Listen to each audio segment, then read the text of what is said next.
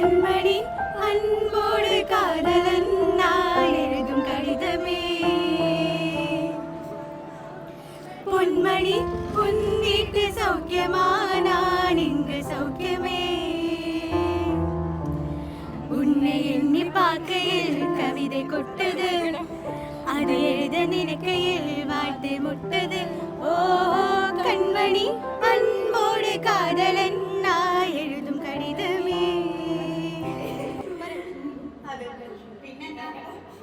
NSS കോളേജിന്റെ വരാന്തയിലൂടെ അങ്ങനെ നടന്നു വരുമ്പോൾ അനഘയും ശരത്തും ബെസ്റ്റ് ഫ്രണ്ട്സ് ആയി. പിന്നെ ശരത്ത് കയറി പ്രപ്പോസ് ചെയ്യുന്നു, പോരുന്നു എന്റെ കൂടെ.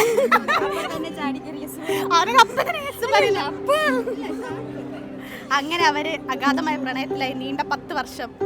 അങ്ങനെ ശരത്തിന്റെ തലയിൽ അനഘയായി.